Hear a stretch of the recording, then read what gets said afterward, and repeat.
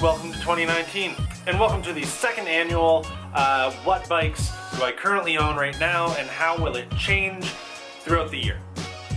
I started 2018 off with 7 usable bikes, 5 of which are still going to be familiar here. My idea for this one is to just give a quick rundown on what each one is, what my plans hopefully are for it, and well, that's it.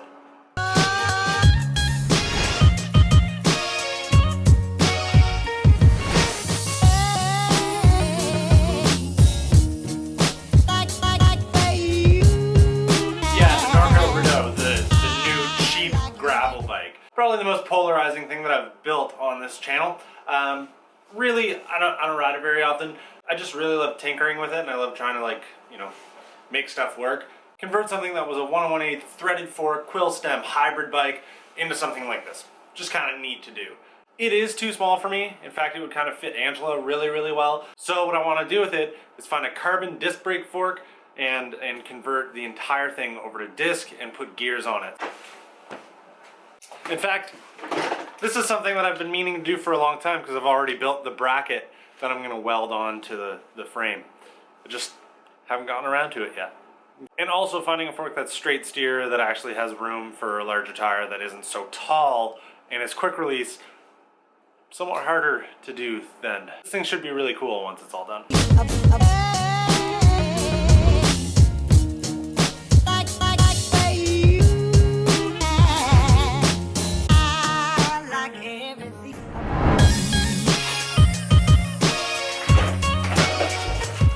Being that I've got 2 silver bikes and this being a fixed gear, it's kind of earned the name the Silver Fixed Gear, purely out of a practical naming standpoint.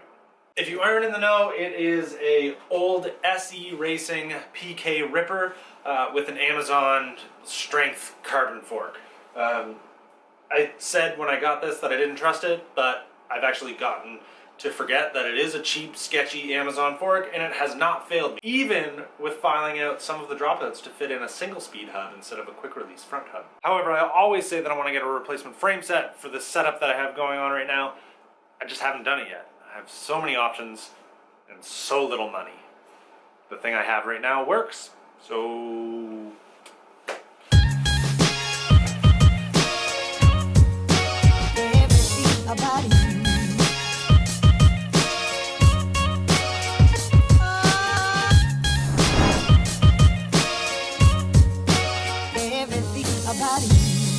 my Felt F5, easily my favorite looking bike that I own. Like, out of everything that I've got in here or have owned before, I love looking at this bike the most. Nothing about it has changed from last year to this year other than the fact that I had carbon tubulars on it for a little bit. Every single time I rode them, got a flat, and decided to cut them in half. I did love how they looked on this bike. However, you need to be able to ride the things you own instead of just constantly, you know, fixing them. I think I'd probably like to have a decent set of like aluminum clinchers with a nice hub for this bike. Otherwise, I wouldn't change anything else. If there's any bikes that I would sell, oddly enough, this would probably be it because it seems to get the least amount of road time. I tend to like things with bigger tires a lot more lately.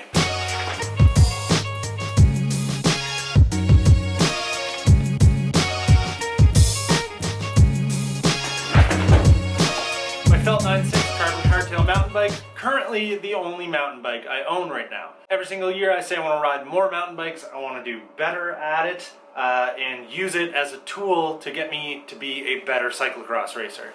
And every year I don't do that. So, again, for 2019, I'm going to ride more mountain bikes, get better at it so that I become a better cyclocross racer, and overall just enjoy myself. It's the entry level carbon bike that you could get in the lineup at the time.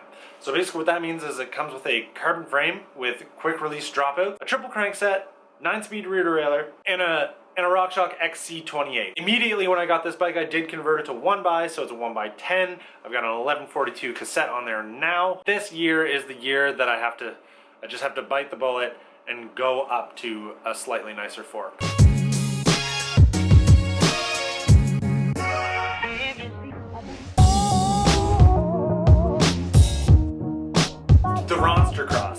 honestly, this is probably the most well-known bike in the entire fleet.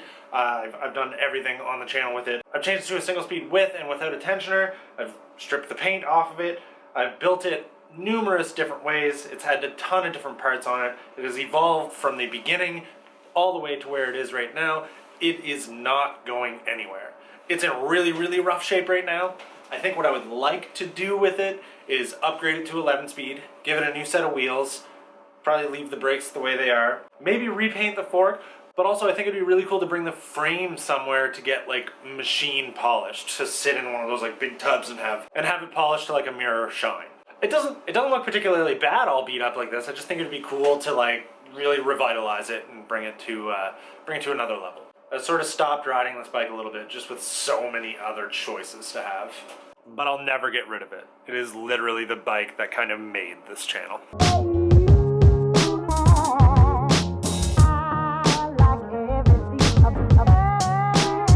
The fake time trial bike, you're likely familiar with it. It hasn't changed since I put it together the way it is right now. I don't really love this bike.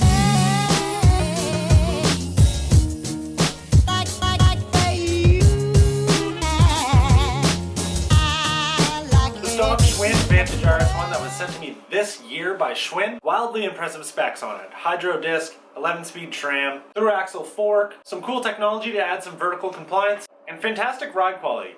My only qualm with it is I don't love the fit. I'd prefer to see the head tube a little bit shorter and maybe a more horizontal top tube. Once you start to kind of do that, it turns into a bit of a different bike. This is a comfort adventure bike, not an aggressive cross adventure race bike. Which means probably this isn't going to stick around in my fleet for too long. It will likely donate a fair number of its parts onto something else that isn't quite in the shed just yet. However, I did purchase.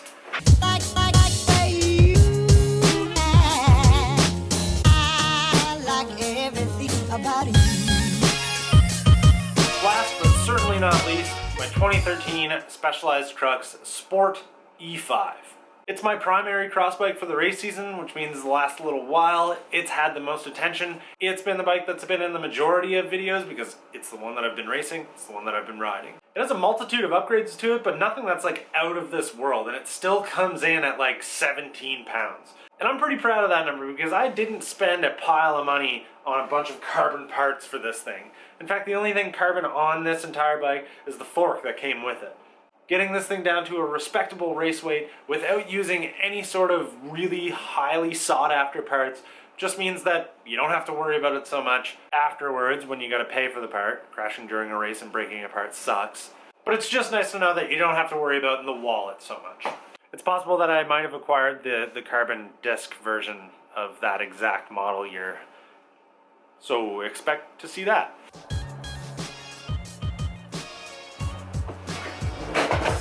And that, as quickly as I went through them, is how 2019 is going to start. And within probably 5 days, will change. Everything about you.